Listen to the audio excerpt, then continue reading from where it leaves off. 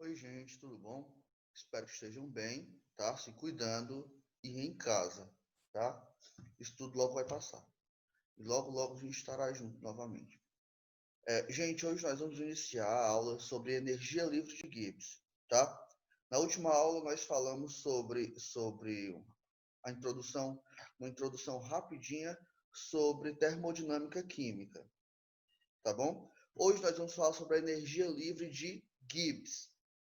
Tá? Então, organize o lugar para estudo, pegue material para anotar o que for relevante e vamos iniciar essa aula.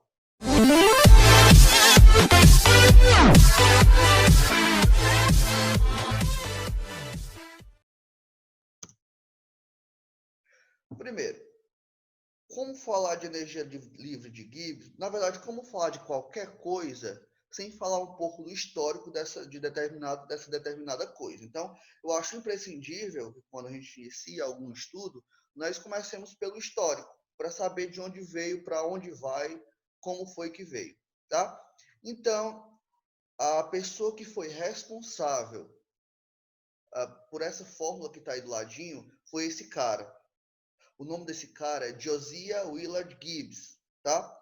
Que em 1883 formulou essa teoria, tá? Essa teoria, energia livre de Gibbs.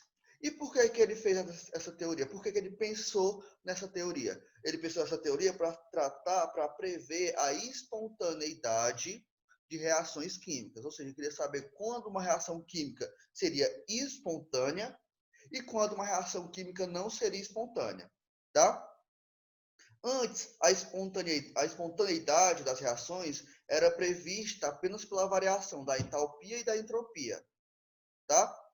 Então, gente, nós não podemos falar sobre ΔH, sobre espontaneidade, sobre ΔS, sobre energia livre de Gibbs, que é o ΔG, sem falar sobre dois tipos de reações bem distintas, que na verdade não é nem um pouco estranho para vocês, esses nomes que eu vou dizer agora, que é reação exotérmica e reação endotérmica.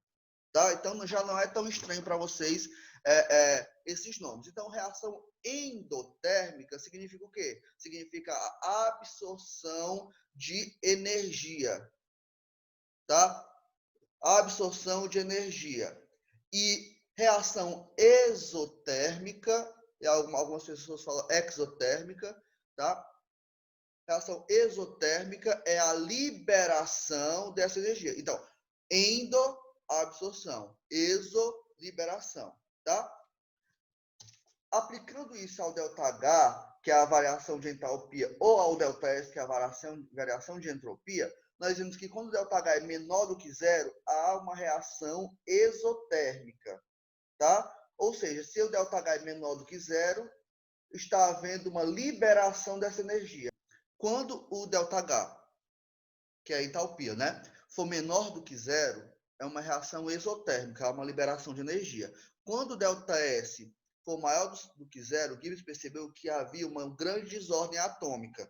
Então ele percebeu que parte dessa energia seria utilizada para organizar a reação.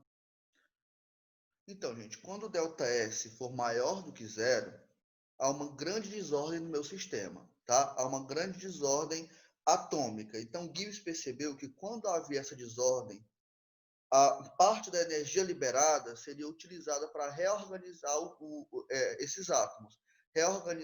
Seria liberada para isso, para haver a reorganização atômica. Mas isso dependeria muito da temperatura e do grau de desordem do próprio ΔS. Então, assim, gente, foi desenvolvida a fórmula de Gibbs, que está aí na tela de vocês, tá bom? Para saber sobre a espontaneidade ou a não espontaneidade de determinadas reações. Então, ele levou em consideração ΔH, que eu falei para vocês quando era menor do que zero, é uma reação exotérmica, e o ΔS, que quando ele for maior do que zero, existia uma grande desordem no sistema. Tá? E essa energia que seria liberada pelo ΔS seria utilizada para reorganizar a reação, né? Mas isso dependeria muito da temperatura e da própria variação de entropia, que é a desordem do sistema. Tá? Então foi desenvolvida essa fórmula. ΔG é igual a ΔH menos T ΔS. ΔG é a energia livre de Gibbs, a variação, né? ΔH, a variação de entalpia, menos T, que é a temperatura, vezes ΔS, que é a variação de entropia. Então, vamos ver quando é que uma reação é espontânea ou não é espontânea, de acordo com a energia livre de Gibbs. Observem aqui esses slides, ó. Quando ΔG, você vai fazer o cálculo, tá? Nós vamos já fazer alguns exercícios para a gente poder treinar um pouco para descobrir quando ΔG vai ser espontâneo ou não espontâneo. Mas aqui, ó, quando ΔG for maior do que zero, o processo vai ser não espontâneo, ou seja, essa reação não será espontânea. Quando ΔG for menor do que zero, o processo será espontâneo. E quando for igual a zero, vai estar em equilíbrio esse sistema. Muitas pessoas, quando vão fazer a prova, erram, fazer algum exame, o Enem ou o vestibular, erram por conta do nervosismo e às vezes porque na rapidez acaba esquecendo isso. Que quando ele for positivo, ele não vai ser espontâneo. Então lembrem disso. Quando o ΔG for positivo, ou seja, maior do que zero, essa reação não será espontânea. Já quando o ΔG for negativo, menor do que zero, esse processo, essa reação será espontânea. Quando ele der igual a zero, quando for o ΔG for igual a zero, ele vai estar em equilíbrio. Essa reação vai estar equilibrada. Aí você pode me perguntar o seguinte, mas por que o ΔG tem que ser negativo? Aí eu vou explicar para vocês o seguinte. Bom, como a energia livre de Gibbs, livre, tá? Como a energia livre de Gibbs é um processo, é uma energia que sobra após uma reação química espontânea, essa energia vai ser liberada. Ou seja, uma reação química só será espontânea quando ΔG for menor do que zero, tá bom?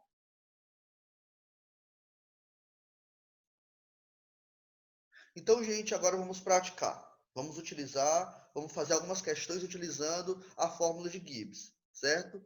Sabendo sobre ΔH e ΔS. Vamos acompanhar aqui essa questão. A 25 graus Celsius, a transformação isotérmica, nós temos essa equação aí.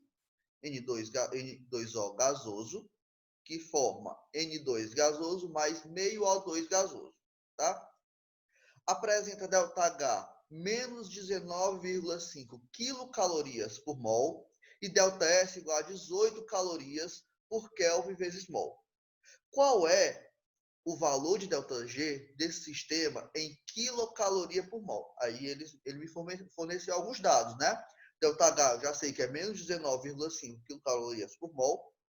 ΔS, eu sei que são 18 calorias por Kelvin vezes mol, e a temperatura são 25 graus Celsius. Eu vou utilizar esse slide aqui para a gente colocar todas as unidades iguais, tá? Eu não posso começar um cálculo tendo unidades diferentes. Eu tenho que converter todas as unidades para que elas estejam uniformes, que elas estejam iguais. Então, veja bem. Nós temos aqui, galera, o ΔH, vou deixar ok aqui, beleza? Só que o ΔS está calorias, tá? Ó, calorias. E o meu ΔH está quilocalorias. Então, eu vou converter caloria para quilocaloria. É só dividir por 1000, tá? Divide por 1000 e o resultado vai ser 0,018. 0,018. Agora, quilocaloria, tá? Quilocaloria. Outra coisa, como o ΔS está por Kelvin e aqui a temperatura está Celsius, nós temos que converter a temperatura também, tá bom? Então, ó, se a temperatura está em Celsius, eu tenho que converter para Kelvin. Como é que eu converto para Kelvin?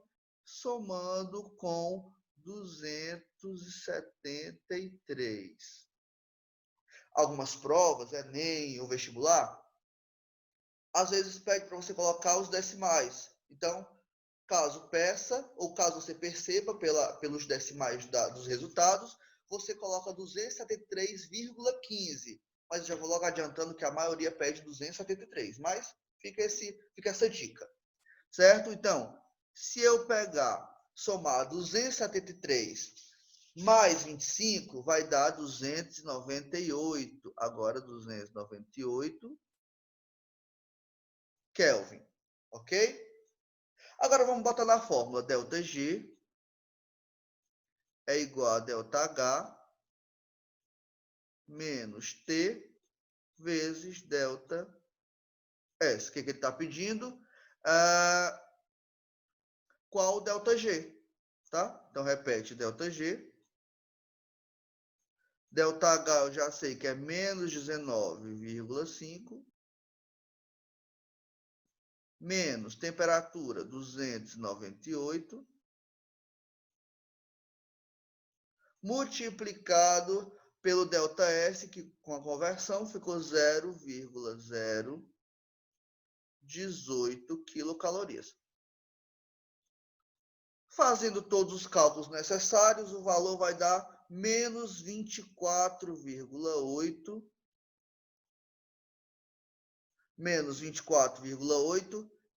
quilocaloria por mol. Tá? Quilocaloria por mol. Tá bom, gente? Por quê? Porque como aqui eu converti para Kelvin, esse Kelvin eu elimino com esse Kelvin. Então, só ia sobrar mesmo quilocaloria por mol. Tá bom? Então, e se eu perguntasse se era uma reação espontânea ou não espontânea? Você iria ver o ΔG. Como o ΔG é menor do que zero, seria uma reação espontânea. Vamos lá, gente, para a próxima questão, tá? Olha só. A reação de formação da amônia, que é o NH3 gasoso, que se encontra esquematizada logo a seguir, possui variação de entalpia igual a menos 11 quilocalorias por mol e variação de energia livre de Gibbs igual a menos 4 quilocalorias por mol a 27 graus Celsius. Calcule a variação de entropia, que é o ΔS, dessa reação nessa temperatura em calorias por Kelvin vezes mol. Tá? Então, está aqui a reação, N2 mais 3H2, forma 2NH3. Os dados fornecidos na questão foram o seguinte: ΔH igual a menos 11 quilocalorias por mol, ΔG igual a menos 4 quilocalorias por mol e a temperatura 27 graus Celsius. Veja bem, a questão, gente, diz o seguinte: ele quer o ΔS em calorias por mol. Deixa eu botar em outra cor branca fica melhor. Ele quer em caloria por mol. Então, eu vou precisar converter isso daqui, tá? Então, aqui eu multiplico por 1000, porque está em caloria, eu quero para quilocaloria, tá? Deixa eu voltar aqui, ficou um pouco ruim. Eu multiplico por 1000, que vai dar menos 11.000, tá? Perdoe aí a falta de coordenação motora, porque eu estou sem o pincelzinho, gente. Então, menos 11.000, tá? Porque eu estou fazendo tudo pelo mouse, mas vai dar certo. Ó, menos 11.000. Aqui também vou multiplicar por 1000, porque está em quilocaloria, eu quero em caloria. Multiplico por 1000, tá?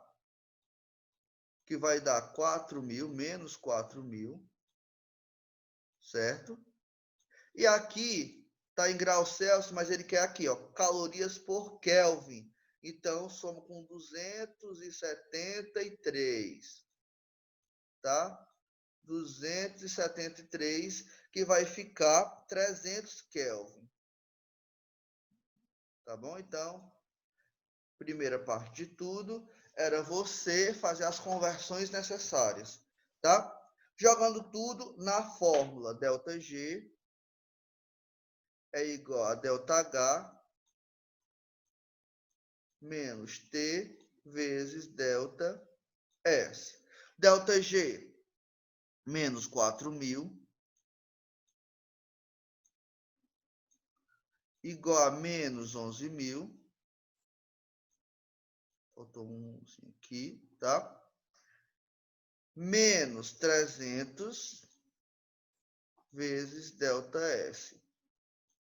Olha só, esse 11.000 aqui vai para o outro lado, tá? Eu quero deixar isolado ΔS. Então, ele vai para o outro lado. Então, fica... E como ele está negativo, ele vai ficar positivo agora. Então, fica menos 4.000, tá? Mais 11.000.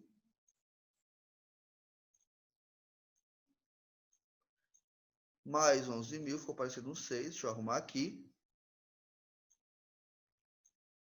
Mais 11.000 é igual a menos 300 vezes ΔS, tá bom? Então, menos 4.000 mais 11.000 dá 7.000 positivo.